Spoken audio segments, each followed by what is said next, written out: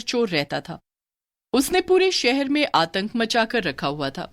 कोई भी उस चोर को पकड़ नहीं पा रहा था। एक दिन की बात है जब राजू चोर रात के वक्त एक घर में घुस गया। घर में बहुत ही अंधेरा था और कुछ भी दिखाई नहीं दे रहा था। चोर चुपके से सीढ़ियों के रास्ते से ऊपर गया और चेक करने लगा कि आसपास कोई है तो नहीं। जैसे ही उसने देखा कि घर में सब सो रहे हैं, वो सीधा तिजोरी के पास गया और उसने वहां से सारे गहने और पैसे निकाल लिए। अरे वाह, यहाँ तो बड़ा ही माल है। इस बार मैंने बड़ा सही हाथ मारा है। अब तो मैं माला माल हो जाऊंगा। चोर सब सामान एक बड़े से बैग में भरकर भागने लगता है कि तभी घर की सारी लाइट चालू हो जाती है। पीछे से एक लड़की चोर चोर करके चिल्लाने लगती है, चोर चोर, माँ बाबूजी जल्दी आओ, घर में चोर घुस आया है। रीना की आवाज सुनकर उसके माता पिता दौड़ते हुए आते हैं। चोर को कुछ समझ नहीं आता कि अब वो कहां से और कैसे भागे। ये सामान यहीं रख दो और यहाँ से भागने की कोशिश भी मत करना।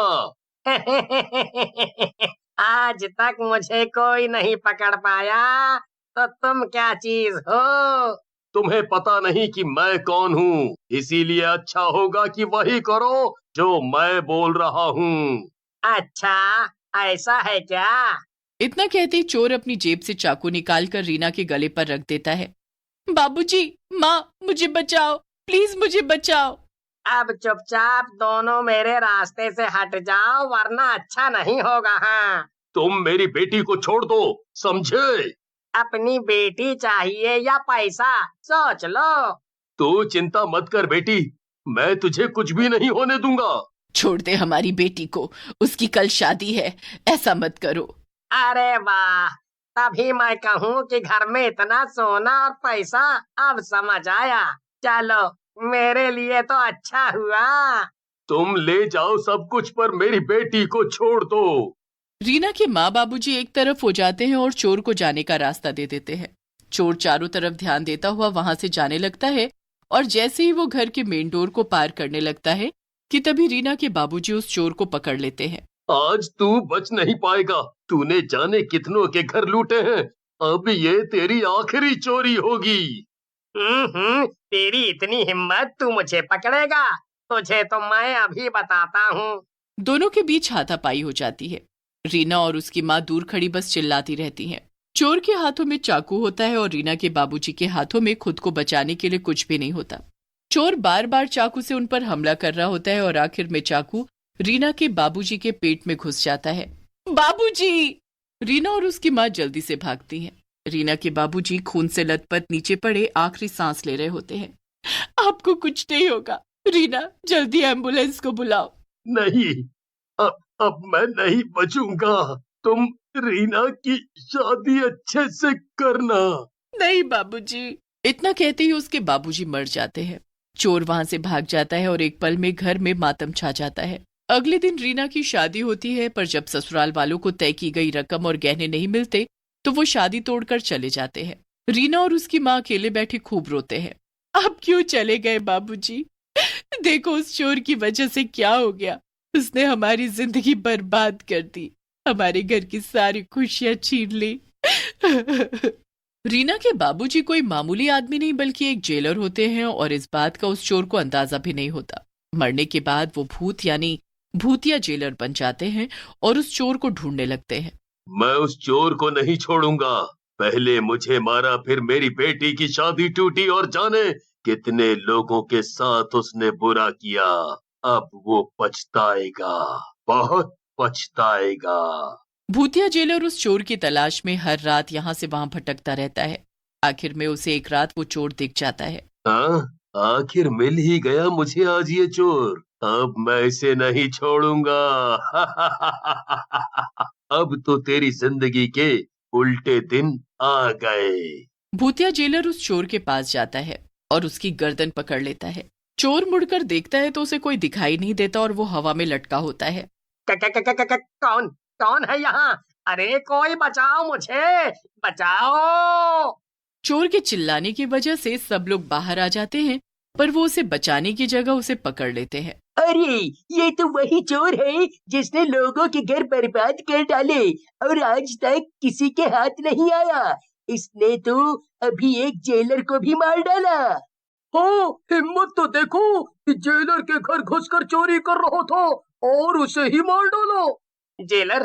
कौन जेलर? इतने में वहां पुलिस आ जाती है और चोर को पकड़ कर ले जाती है। अब चोर को जेल में बंद कर दिया जाता है।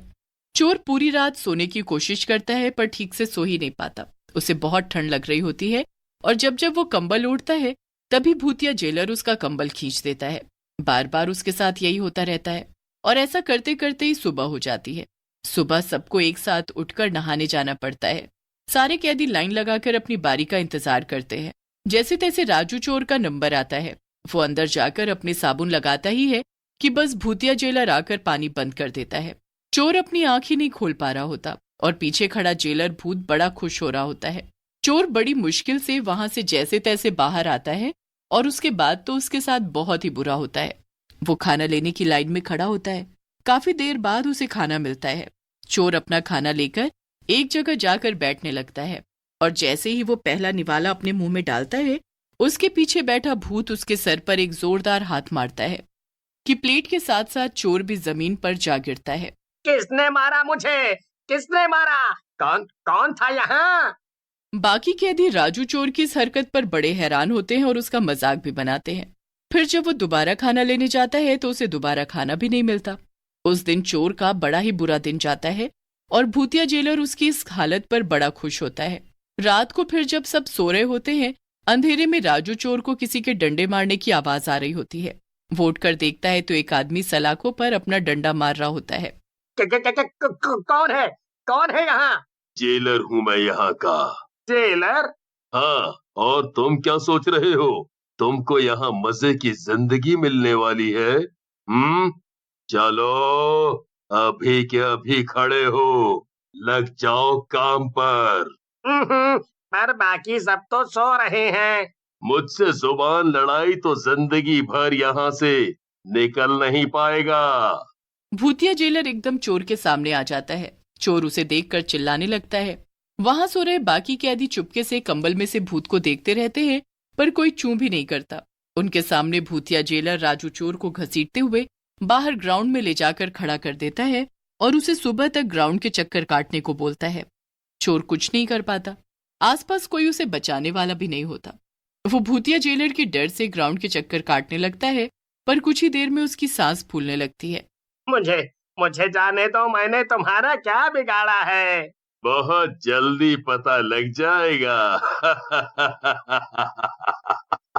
सुबह तक चोर ग्राउंड के चक्कर काटते काटते वहीं गिर जाता है। जब सुबह कुछ लोग वहां आते हैं तो उसे वहां से उठाकर मेडिकल रूम में ले जाते हैं। वहां होश आते ही चोर भूत भूत चिल्लाने लगता है। उस दिन तो डॉक्टर उसे दवाई देकर भेज देते हैं पर अब रोज ही उसके साथ ऐसा होने लगता है। वो तो हर वक्त बस भूत भूत बोलता रहता है और अक्सर कभी भी बेहोश पड़ा मिलता है। बड़ी लगता है इसकी दिमागी हालत ठीक नहीं है। नहीं नहीं, ऐसा कुछ नहीं है, मैं ठीक हूँ, मैं बिल्कुल ठीक हूँ। तभी भूतिया जेलर उसके सामने आ जाता है। चोर उसकी तरफ इशारा करके भूत भूत चिल्लाने लगता है। भूत बार बार अपनी जगह बदलता रहता है और चोर भी कभी कहीं तो कभी कहीं उंगली का इशारा करके भूत भूत चिल्लाता रहता है। उस चोर को हर वक्त वो भूतिया जेलर दिखाई देता है पर उसे पागल खाने न भेज दिया जाए इसलिए वो किसी के आगे इसका जिक्र भी नहीं करता।